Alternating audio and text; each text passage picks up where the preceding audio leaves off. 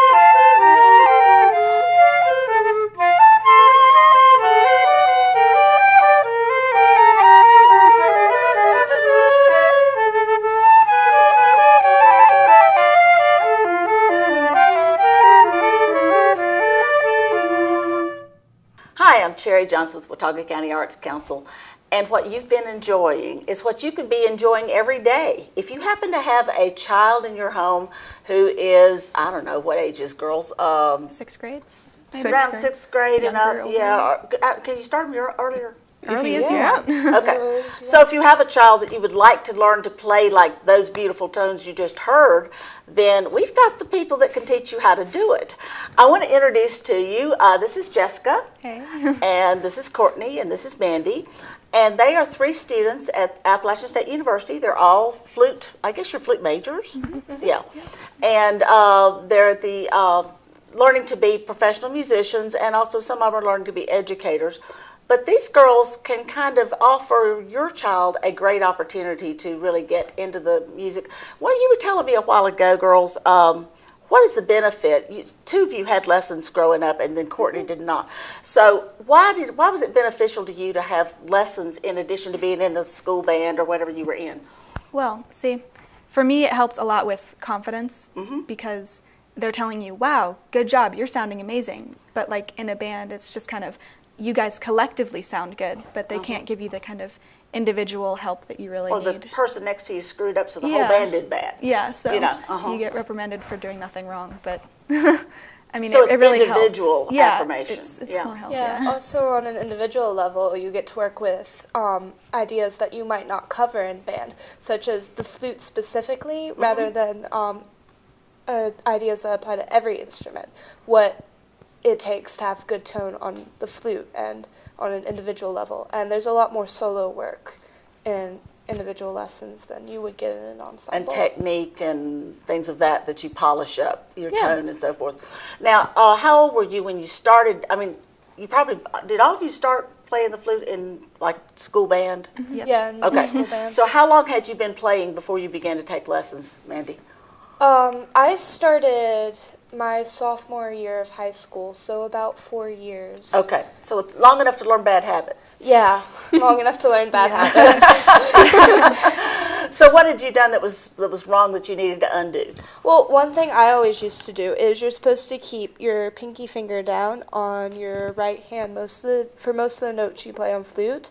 I had a habit of always leaving it up. Now, it doesn't affect the notes you play, but it's bad hand technique and can lead to wrist problems. I had to relearn to keep it down for most of my notes. So a band instructor can't watch every flute player and make sure they've got that going, Yeah. Mm-hmm. They might have mentioned it like once and I just didn't catch it, and it really helped to have someone there telling me, "Well, you need to keep this finger down while you're playing." Right, specialized attention.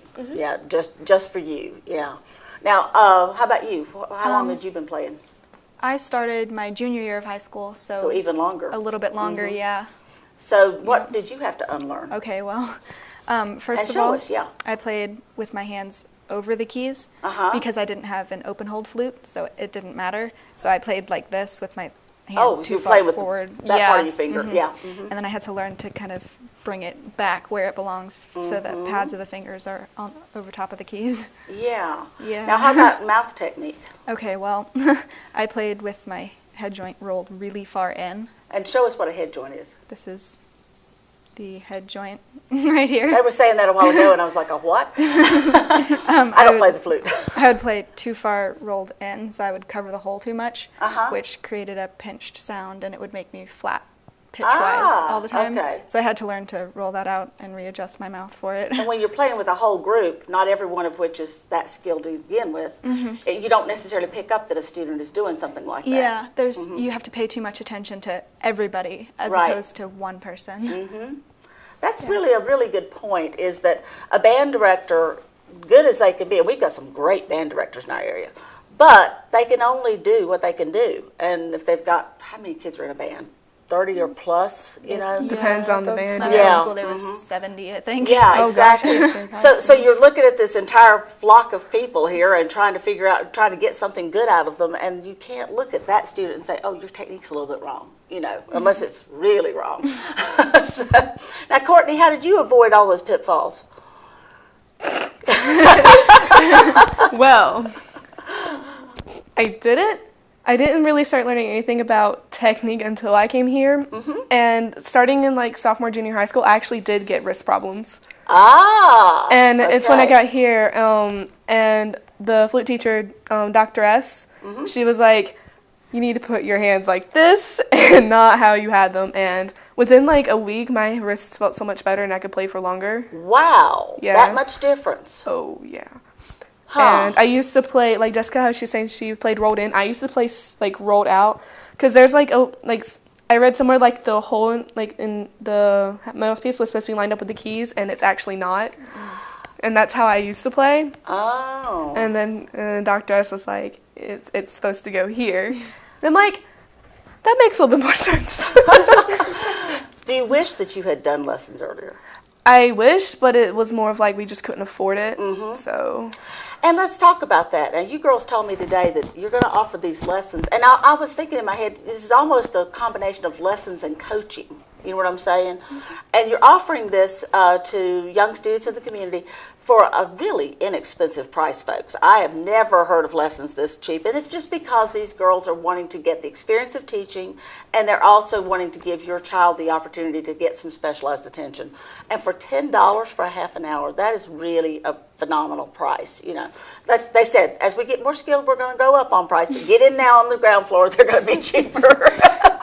So you're not in this for the money, I gather. No. What's your point? Why are you wanting to teach? Well, see, when I was younger, I never really had a group of friends that I could call, like, I'm their friend because we all enjoy so-and-so. Same thing. So when I got into band, it was like, wow, I have all these friends because we can all read music and we can all play instruments. Ah. And so I want to encourage people to learn early so they can get into a program like Cool. that. Really cool. Yeah. Okay, now what about you, Mandy? What's your motivation? Well, I'd like to someday get my doctorate and maybe teach flute at a college level. Well, I and don't my have own any trouble studio. picturing that. I think that definitely fits you. So it's kind of experience for that, and a lot of what Jessica was saying as well. Music has been a big part of my life, and if anybody wants to make it a part of theirs, I would love to help them achieve that. And also to give them, as you were saying a while ago, the confidence so that they can play. Because I know that there's always a first chair, second chair. There are people that are chosen for solo pieces and things like that. So you want to give them the opportunity to really polish up to those levels. Cortney, I think you were the motivator behind this entire thing to begin with. You and I met first. And so you drew these two into the process. Why did you decide this? Because, like, I don't necessarily want to teach when I get older. Like, I want to more perform, but, like, when I get older and don't want to travel anywhere, what I want to do is, like, settle down in a small town where children don't, like, have any opportunities for music. Right. And give lessons at a cheap price so they can have an opportunity. So that's kind of what I want to do here. But since I'm not, like, exactly much of a teacher, it's like these two can come in and help me as well. But I do want to give people an opportunity that they won't be able to have elsewhere. And, you know, one of you mentioned friendship, too, and I think that the relationships that will inevitably develop between you and your students will be strong, you know, and will be something that they kind of have their personal mentor to kind of help them along as they're traveling the path that you've already traveled, you know. So I think that's really cool. Now, you girls play together. We just heard you do that, but you also play individually. And I'm going to ask, we've already taped some segments of you doing that, so I'm going to ask Max to kind of just air those pieces right now at this point, and then we'll come back in a second.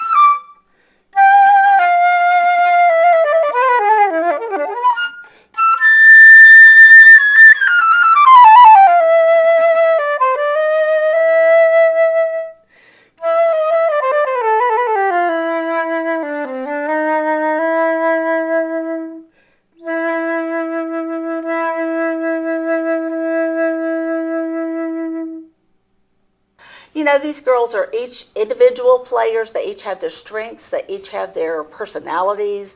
They're all great. I'm really impressed. But, you know, if you enjoyed one more than another, you can let me know, and then we can line you up with that particular teacher or not, you know, and however it works. But, you know, we can also kind of, I was thinking a while ago, we could even kind of bounce the students among you sometimes. And I'll tell you why I said that is because that we have teachers that teach all kinds of things. And, for example, the watercolor teacher that teaches this week and the watercolor teachers next week know different things. They have different strengths. You know what I'm saying? Yeah. So you gain something from each one of your teachers. I know you girls know that from college. Absolutely. Yeah. So each of you has your strong point. And so we might even have an opportunity for students to kind of, you know, experiment. So you kind of get to pick what you want to do, folks. The main thing you've got to do is you've got to contact us. Contact the Arts Council at 264-1789. You can also email me. That's wcac@watauga-arts.org. You can also go to our website, watauga-arts.org, and there'll be on our online store, there's a place to contact me there. or at the top of the page, there's also a place just to simply email me. So a variety of ways that you can link in. I'm hoping that you girls are going to get just piles of students, you know, and I hope that we have lots and lots of beautiful flute sounds all through the building. Of course, I know from experience they're not always beautiful right at the beginning. It takes time. That's okay. We'll deal. No problem. Now, if you'd like to see more or get to know these girls better, they are going to be at our second Saturday in February. We are celebrating the high school art that particular month. We have in all 4 galleries, the Watauga High School art department has each teacher is taking a gallery to showcase their students' work. So we'll have a lot of young folks around that night as well, but these girls are going to be performing that night and also interacting with you and telling you more about themselves and more about their flutes and so forth. And then we will be signing people up just starting whenever you start calling. So we'll get it going. I'm excited to have this aspect because I think we're providing a service not just to the students but to you girls as well, because it's giving you the chance to practice working from this side of the fence, you know. So it gives you that opportunity. So I'm looking forward to it. Looking forward to getting to know you a lot better. So you need to check our website. There's just a ton of great stuff on it, and particularly check our online store so you can sign up for different workshops and classes and lessons and so forth. It is watauga-arts.org. Check it for this and a lot more. Watauga Arts Council with your host, Cherry Johnson, serving arts in Watauga County for more than 30 years.